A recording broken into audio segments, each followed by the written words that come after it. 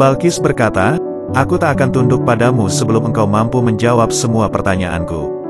Jika engkau memang sebijaksana yang mereka katakan, engkau pasti bisa menjawabnya tanpa ragu. Jika ada satu saja dari pertanyaanku tak engkau jawab, maka engkau harus melepaskanku dan mengizinkan aku kembali ke singgasanaku." Sulaiman berkata, "Aku akan menjawab semua pertanyaanmu, tapi jika semuanya berhasil ku jawab, engkau harus meninggalkan pemujaanmu pada matahari dan beralih menyembah Allah."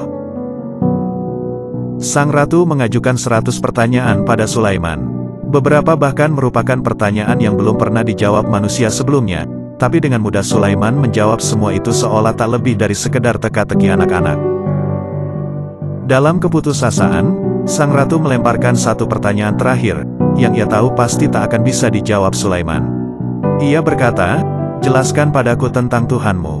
Begitu gema pertanyaan itu mencapai telinga Sulaiman, ia langsung terjatuh dan pingsan. Seluruh yang ada di ruangan panik luar biasa. Balkis bergegas menuju ke sisi Sulaiman. Ia berusaha membangunkan sosok tampan yang tampak tewas itu. Setelah beberapa saat, sang raja tersadar kembali. Ia berkata, "Allah memberiku jawaban atas pertanyaanmu, tapi aku tak sanggup menanggungnya.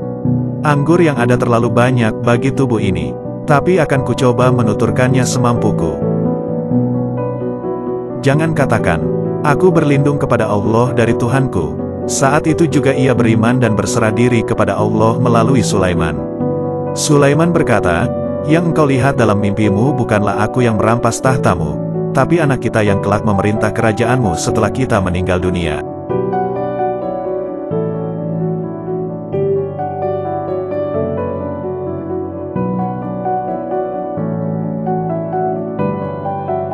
Rasulullah Shallallahu Alaihi Wasallam melanjutkan, "Jangan tanyakan pada Tuhanmu apa yang sesungguhnya tak sanggup engkau dengar. Tak usah engkau tempuh jalan ini, karena memang bukan jalanmu." Buhairah berkata, "Bahkan Musa sendiri tak sanggup menahan apa yang diungkapkan oleh Khidir kepadanya, tapi tetap saja Musa berguru padanya. Aku memilih untuk lebih baik mati di jalan ini daripada harus hidup sedetik lagi dalam keraguan." Rasulullah Shallallahu Alaihi Wasallam terdiam. Beliau melangkah mengikuti Buhairah ke rumahnya. Orang-orang Quraisy tampak tertidur pulas karena anggur. Buhairah membubarkan para pelayannya dan mematikan lampu-lampu, sementara Rasulullah Shallallahu Alaihi Wasallam makan sedikit dari apa yang memang telah disiapkan untuk beliau.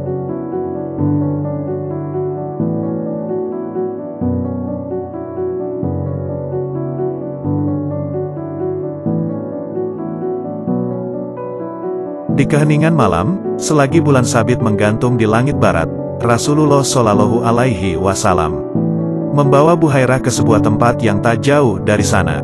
Di sana Buhairah berkesempatan menunggang burak, yang merupakan tunggangan surga, dan Rasulullah Shallallahu Alaihi Wasallam membawanya keluar kota, jauh dari keramaian dan hanya diterangi oleh kerlipan redup cahaya bintang. Rasulullah Shallallahu Alaihi Wasallam kemudian meninggalkan Buhairah di sebuah mata air dan aliran sungai yang rasanya manis. Di tempat itu, Buhairah melihat seseorang dengan bentuk tubuh tak keruan duduk di bawah sebuah pohon kering. Orang itu memakai jubah rombeng seperti seorang darwis, sufi, dan menutupi wajahnya dengan tangan, sementara air mata darah tercurah banyak sekali dari kedua matanya, bahkan sampai menggenangi sungai.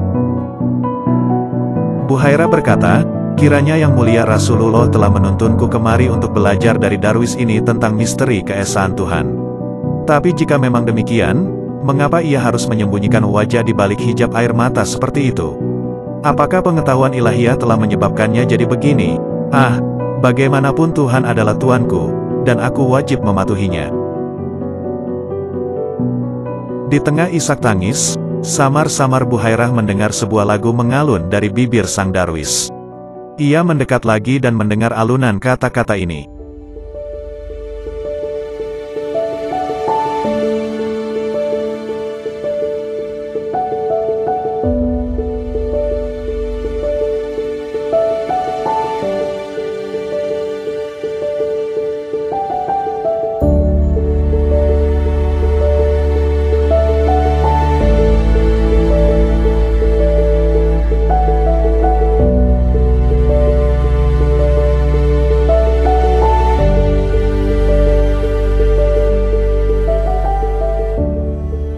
Buhaira melangkah ke arah pohon agar dapat lebih dekat lagi, tapi si Darwis mendengar langkahnya dan segera bangkit. Sepasang sayap hitam mengembang dari punggungnya. Kedua tangannya terkulai ke sisi tubuhnya hingga menampakkan seraut wajah iblis. Buhaira jatuh terjerembab sambil mengutuk nama iblis karena sakitnya. Iblis tertawa mendengarnya, lalu berkata, "Wahai tukang intip yang ceroboh, kenapa kau kunjungi aku hanya untuk mengutukku dan memohon perlindungannya? Padahal bukan aku yang mendatangimu. Aku bahkan tak pernah mengganggumu, wahai Buhairah. Engkaulah yang menggangguku, dan kini engkau mengutukku karenanya." Buhaira berkata, "Aku mengutuk ia yang terkutuk, tak peduli apa situasinya." Iblis tersenyum, lalu berkata, "Kau mengutukku, sadarkah kau bahwa kau tengah mengutuk ia yang telah dilaknat karena kutukannya? Aku mengutuk Adam, dan karenanya aku diusir dari surga. Mestinya kau lebih berhati-hati dalam mengutuk atau memang kau tak ada bedanya dengan Adam yang juga diusir dari surga? Adam dan aku telah dikutuk oleh Allah. Jadi buat apa harus takut pada kutukan Buhairah?" Buhaira berkata, "Ketergelinciranmu sama sekali tak seperti ketergelinciran Adam. Kau dikhianati oleh kesombonganmu sendiri dan bertingkah kurang ajar di kerajaan Allah. Adam terusir dari surga juga gara-gara hasutanmu. Dan berbeda denganmu, hatinya amat pedih dan menyesal.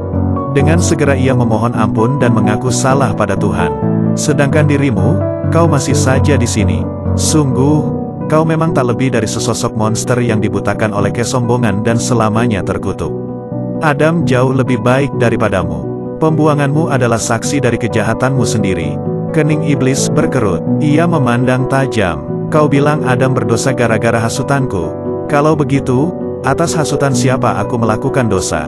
Tak ada gunanya kau mencaciku sebagai monster buta, karena itu sama saja dengan menghina dirimu sendiri. Saat aku menyembah Allah di pintu kerajaannya, aku menuduh Adam dan seluruh keturunannya di hadapan Allah. Ingatkan kau bagaimana kejadiannya saat itu? Apakah kau turut membela bangsamu, bangsa manusia, di hadapan Allah? Ataukah kau belum lagi lahir? Sekarang kau dengan lancangnya datang dan menuduhku. Bagaimana bisa sang penuduh diadili oleh tuduhannya sendiri, dan masih harus diadili pula oleh si tertuduh? Adam saja tidak pernah berbicara sekasar itu padaku, tidak pula menyalahkanku. Walaupun aku telah menggiringnya ke kehancuran, tapi ia tak akan pernah melupakan perannya dalam kehancuranku. Aku bersekongkol melawan Adam hanya setelah Allah mengusirku dari surga karena dia. Sekarang dengan naifnya kau berani menghinaku dan meninggikan derajat Adam dengan omong kosong. Bahwa hatinya penuh kepedihan dalam penyesalan. Aku menyembah Allah selama lebih dari 700.000 tahun. Tak ada tempat tersisa di langit dan bumi di mana aku tak menyembahnya. Sama sekali tak pantas bagimu untuk memandang sesama pemuja Allah dengan kebencian. Ibadahmu, walau dikalikan 1000 kali umurmu, tak lebih dari setetes air di lautan dibanding cintaku padanya. Apa hakmu menantangku yang masih terhitung malaikat Allah ini, meludahiku dengan fitnah bahwa aku membangkang kepadanya? Jangan berani-berani mengaku pada Tuhanmu bahwa aku lebih baik daripada dia." Buhaira berkata, "Kalau begitu, bertobatlah. Sujudlah pada Adam seperti yang diperintahkannya. Lihat sendiri akibat kekeras kepalaanmu. Lihatlah tubuhmu yang kini legam dan rusak." Iblis berkata, "Bagaimana mungkin aku memohon ampun lantaran mematuhi keinginan Allah? Aku tak mungkin menyembah siapapun selain Allah, karena itulah perintah yang sesungguhnya. Pembuangan ini adalah ujiannya, untuk melihat apakah aku akan melanggar sumpahku dan memuja seorang berhala. Lihatlah di balik jubah kemurkaannya, dan temukan bentuk sejati dari cintanya. Lihatlah di balik gunung kutukannya, dan selami permata kasih sayang dan ampunannya. Jangan melihat wujudku semata-mata sebagai hukumannya. Di balik setiap bejana yang retak, pasti dia sisipkan anggur yang manis." Buhaira berujar, "Jika memang cintamu padanya benar-benar sejati, mana mungkin dia tega merusak wujudmu dan melemparmu keluar dari surga? Bukalah matamu, wahai makhluk buta, lihatlah bagaimana jadinya kau kini." Iblis berkata, "Cintaku padanya tak pernah luntur sejak aku berdiri di hadapannya. Kau sendiri, kapan kau pernah bersamanya? Sekali saja kau pandang matahari, sengatan cahayanya akan menyakitimu. Bahkan saat kau tutup lagi matamu, masih saja kau rasakan sengatan yang membakar, apalagi saat terik. Sedangkan aku, dalam keadaan buta pun masih kulihat wajahnya. Jangan hanya menilai fisik, Saat kutatap Adam, yang kulihat pun hanya tanah lempung. Jika aku memang tak lebih dari sekadar wujud yang buruk, maka kau sendiri tak lebih berarti daripada debu. Jangan tertipu oleh penampilan lahir segala sesuatu. Mengabaikan kesejatian batin bisa membahayakan mereka yang ingin memahami makna keesaan ilahiyah.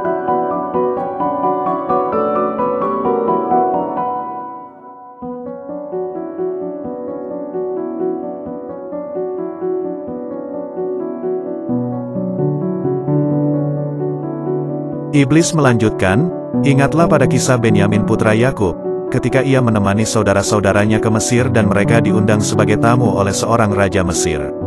Selama perjamuan berlangsung, sang raja memanggil Benyamin untuk berbicara empat mata dengannya. Ketahuilah, aku ini sebenarnya Yusuf saudaramu yang telah lama hilang. Jangan katakan pada saudaramu yang lain bahwa kau telah menemukan aku, jangan pula mengatakan bahwa aku masih hidup. Mereka telah berlaku jahat dan bersekongkol melawanku. Akan kutahan kau di sini dengan sebuah siasat, agar mereka ingat bagaimana mereka menyusun siasat untuk menipu ayah kita. Setelah itu, barulah aku akan mengungkap identitasku yang sebenarnya kepada mereka. Keesokan paginya, Yusuf membekali mereka dengan bahan makanan. Diam-diam ia juga menyelipkan gelas miliknya di antara barang-barang Benyamin. Setelah beberapa saat, pasukan berkuda Yusuf menghentikan kafilah para putra Yakub. Anak buah Yusuf langsung melancarkan tuduhan, kalian adalah pencuri yang telah merendahkan martabat dengan menyimpan barang milik tuan kami tanpa izin. Lewi berkata, apa yang hilang? Gelas tuan kami, terbuat dari emas, jawab orang-orang Yusuf. Kami akan menggeledah perbekalan kalian. Jika kami temukan gelas itu, si pencuri akan kami seret sebagai tawanan tuan kami dan ia tak akan pernah kembali. Lewi berkata, silakan saja, kami sungguh tak bersalah. Saat mereka menggeledah barang-barang Benyamin, tentu saja mereka menemukan apa yang dicari tersembunyi di situ. Ini membuat Lewi menjerit antara kaget dan ngeri melihatnya. Pasukan berkuda Yusuf segera menahan Benyamin dan mengembalikan ia pada tuan mereka. Inilah bagaimana Yusuf bersiasat melawan saudara-saudaranya, di mana berkah bagi seseorang bisa tampak sebagai kutukan bagi yang lain. Wahai Benyamin, pekik Lewi memelas. Kenapa kau sampai mencuri? Tapi Benyamin tak protes sedikit pun. Ia malah berkata, jika orang Mesir itu sampai memenggal leherku akan kugenangi tamannya dengan darahku. Iblis memotong ceritanya sejenak, menepuk-nepuk dadanya yang besar dan bidang. Aku adalah orang yang setia pada kesejatian perintah yang sesungguhnya, bahkan jika harus tampak seolah-olah membangkang. Dalam kisah lain, lanjut Iblis. Konon Raja Mahmud selama memerintah dikelilingi oleh para penjilat dan penghasut. Setiap senyum yang ia temui rasanya seperti menyimpan kebencian. Ia tak bisa mempercayai siapapun di istana, kecuali sang putra mahkota yang ia cintai lebih dari hidupnya sendiri. Pemuda ini pun bisa mencium bahaya di istana, dan pada suatu hari berkata pada ayahnya, "Ayahanda, mari kita pura-pura bertengkar dan kita tunjukkan pertengkaran kita terang-terangan." Pada saat itu, mereka yang diam-diam membenci dan ingin menghancurkanmu pasti akan segera menarikku dalam rencana mereka. Sang ayah awalnya merasa ragu, melihat betapa bahayanya hal ini bagi si anak. Tapi si anak bersikeras dan akhirnya sang raja menyetujui. Di hadapan banyak pejabat istana, sang raja dan putranya mulai bertengkar dan saling berteriak. Tapi tak ada seorang pun yang mendekati putranya karena ia memang dikenal amat mencintai ayahnya. Ayah, penjarakanlah aku, agar para penghasut berpikir bahwa pertengkaran kita memang sungguh benar adanya. Mungkin saja pada saat itu mereka akan membuka kedok mereka padaku. Lagi-lagi Mahmud ragu, karena ia jelas tak ingin melihat anaknya di penjara. Tapi sekali lagi si anak berkeras dan sang raja akhirnya luluh. Setelah beberapa bulan mendekam di penjara, si anak mengirimkan sepucuk surat rahasia milikmu. Ayah, tak ada yang tidak percaya jika pertengkaran kita sungguhan. Jatuhkanlah hukuman yang buatku agar mereka lebih yakin. Suruh para prajurit ayah untuk mencambuk dan menghukum mati diriku. Dengan begini para pembenci ayah pasti akan segera membelaku. Beberapa bulan berlalu, si anak tetap merana di penjara sementara sang raja masih ragu untuk menjatuhkan hukuman. Akhirnya, si anak mengirim pesan lagi pada Mahmud, "Jika ayahanda tak segera memerintahkan agar aku dihukum cambuk, maka sialah penderitaanku selama ini." Segeralah jatuhkan hukumanmu. Jangan sampai kelembekan hati terhadapku malah menjadi penghalang. Sekali lagi sang ayah terpaksa menuruti kemauan anaknya dan menjatuhkan hukuman. Segera saja para pembenci sang raja bergabung membela putra mahkota. Setelah bebas, sang putra mahkota mengumumkan pemberontakan secara terbuka. Ia berjanji untuk menggantikan posisi ayahnya. Rakyatnya tentu saja mengutuk habis-habisan sang putra mahkota. Namun seluruh musuh sang raja, baik yang terang-terangan maupun yang sembunyi-sembunyi dengan bersemangat menjilat si anak. Sementara itu, si anak juga tak putusnya mengirimkan pesan rahasia dan membeberkan segalanya pada sang raja. Dengan demikian, si anak berhasil melindungi ayahnya sekaligus merontokkan kekuatan oposisi. Rakyat yang mencintai Mahmud dengan segera membenci si anak, tanpa sama sekali mengetahui duduk perkara sebenarnya. Iblis berkata lagi, jadi aku sebenarnya melakukan apa yang dia perintahkan, dan aku sepenuhnya patuh pada keinginan Allah. Mau bagaimana lagi, tak ada ruang yang luput dari kuasanya. Aku bukanlah tuan bagi keinginanku sendiri. Jika ku turuti keinginanku, sudah pasti akan kujaga kedekatanku dengannya dari melakukan kesalahan konyol semacam itu, tak peduli berapapun harganya. Istananya penuh dengan para penjilat yang mencintainya karena takut. Allah telah memberiku kuasa atas dunia demi menyingkap kuasanya yang agung. Kekuasaanku tentu saja tersamar karena semua adalah miliknya. Tetapi melalui aku, dia meninggikan dan memuliakan dirinya. Dengan berperang melawanku, sekalian makhluknya akan menjadi lebih tangguh dan terbukti keimanannya. Jadi jangan tuding aku sebagai sumber penderitaan manusia. Justru manusialah yang merupakan sumber malapetaka bagiku. Karena Adamlah aku dikutuk. Karena dosa-dosanya, aku juga yang dibuang. Sementara tuduhanku kepadanya, semuanya nyata. Hanya karena tak rela sujud di atas debu untuk memuja anak debu Adam aku dilaknat. Apa kau tahu di surga kekasihku tega mencelakaiku karena aku tak sanggup meninggalkannya. Bahkan para malaikat berkata, iblis adalah yang pertama kali tunduk pada Allah, karena tiada yang lebih mencintai Allah daripada dia. Tapi dia memerintahkan perpisahan kami agar umat manusia berkesempatan menyelami keesaannya. Dia umumkan ketidakpatuhanku agar umat manusia memahami kekuasaannya. Saat dia memerintahkanku untuk sujud di hadapan Adam, diam-diam dia berbisik di dalam dadaku. Pergilah dan ingatkan mereka tentang aku. Demi umat manusia yang tak pernah mencintai apapun selain diri mereka sendiri, dia mencampakkan cintaku. Aku berkata, ada apa kiranya dengan manusia sampai engkau begitu memperhatikan mereka? Tapi dia tak mau menjawab dan malah mengusirku, walaupun tahu aku tak bersalah. Ketika para malaikat memuji cintaku padanya, dia berkata, mereka memujamu karena kedekatanmu denganku. Melalui cermin keimananmu aku melihat ketidakberimanan mereka. Sang alkemis membuat emas ini tampak seperti timah. Demi mereka yang tak beriman, dia rela menyingkirkan imanku. Dia berkata, kau tak boleh tunduk pada siapapun selain aku. Lalu tiba-tiba dia menciptakan manusia dan mengumumkan, kalian semua harus tunduk kepadanya. Tapi aku tak mau, karena memang dia sendiri yang memerintahkan penolakanku agar aku tidak menyembah selain dia. Aku berkata, hanya kepadamu ya Allah, tak ada malaikat atau orang beriman lain yang tauhidnya sebaik aku. Seluruh penghuni surga berkata, mari kita puji dia yang selain Allah, karena Allah telah memerintahkan demikian. Dari sini Allah tahu bahwa mereka tidak memujanya dengan benar. Sama saja dengan umat manusia, ketika dia berkata, akan kuberi kau kekuasaan atas mereka agar tersingkap mana-mana saja di antara mereka yang mengikutimu bukannya aku. Akan kupenuhi neraka dengan mereka yang mengikutimu. Jadi, dia sendirilah yang memilihku untuk memberontak, bukan aku. Ku tetapkan hatiku baginya sejak dia menciptakanku sampai detik ini. Aku diciptakan untuk menyembahnya, sama sekali tak ada pilihan buatku dalam hal ini. Katakan padaku di manakah di antara kekuasaannya yang agung. Pilihan itu pernah dia bebaskan bagiku. Buhairah berkata, kau sendiri yang memilih untuk menolak perintah Tuhan. Pilihan jelas miliknya, bukan milikmu. Iblis berkata, semua pilihan termasuk pilihanku adalah miliknya. Dia sudah memilih dan menetapkan untukku. Kepadanya berpulang semua pilihan bebas bagi mereka yang menganggap memiliki pilihan dalam hidup. dan pilihan bebasku adalah miliknya juga. Jika dia yang melarang aku untuk tunduk pada pihak lain, bagaimana mungkin aku menentangnya? Dan jika dia yang membuatku melakukan dosa saat berbicara, bagaimana mungkin aku membela diri? Jadi, jika dia memang menghendaki agar aku sujud pada Adam, aku pasti patuh. Setiap hari aku berkata padanya, "Ya Allah, anak keturunan Adam menolakmu, namun engkau tetap bermurah hati dan meninggikan mereka. Tapi aku, yang mencintai dan memujamu dengan pemujaan yang benar, engkau buat menjadi hina dan buruk rupa." Buhairah berkata, "Dasar pembohong. Sebelum Tuhan menendangmu dari surga, apa yang kau katakan?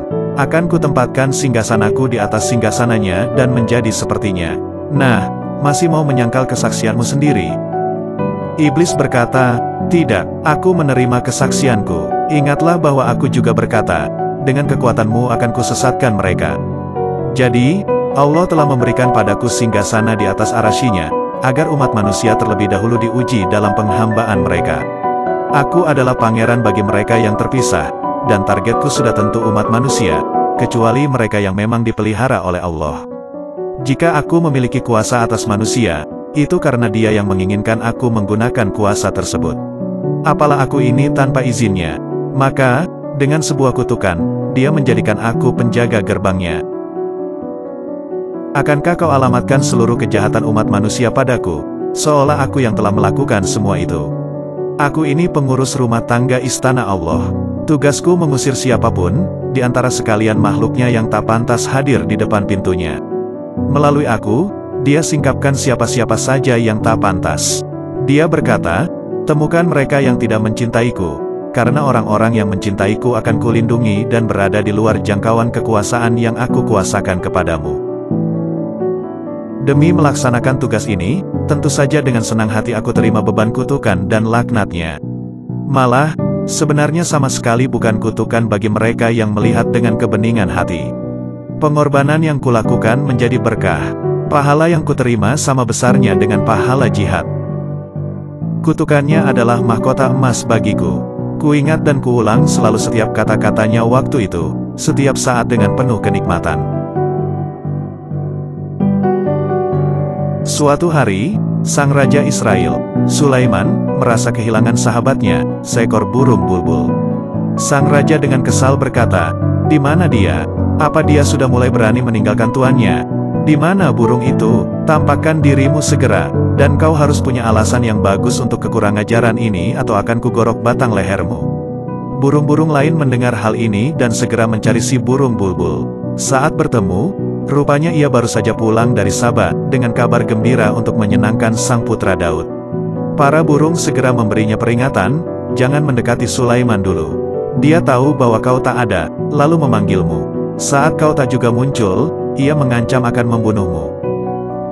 Mendengar hal ini, si burung bulbul malah bercicit kegirangan, penuh sukacita. Para burung berkata, "Hei, kau dengar tidak apa yang kami katakan tadi? Sulaiman hendak membunuhmu tapi kau malah bertingkah seperti akan diberi mahkota dan jubah kehormatan saja." Si burung bulbul menjawab, "Sang Raja merasa kehilanganku dan menyebut namaku. Apa ada di antara kalian yang diingat sampai seperti itu? Jika ia sampai memperhatikanku sedemikian rupa, dicabut nyawa pun sama saja dengan anugerah 1000 kehidupan. Jika namaku mampu membasahi bibirnya, tak masalah ia memuji atau mengutukku, karena keduanya adalah mahkota dan jubah kehormatan bagiku." Iblis kembali berkata, "Biarkan saja kutukannya bertahan melampaui keabadian, biarkan kutukan itu diperpanjang melebihi ribuan tahun pengabdianku. Biarkanlah matanya memandangku entah dengan cinta atau kemurkaan, tapi sesungguhnya, Dia telah mengistimewakan aku. Ketika aku menolak untuk sujud di hadapan Adam, Dia berkata padaku, 'Mari kita pura-pura bertengkar, agar mereka yang membenciku menampakkan dirinya melalui kau, dan kesaksian mereka melaluimu akan memberatkan mereka di hari akhir nanti.' Secara rahasia Dia juga berbisik padaku, 'Terimalah jubah kutukanku.'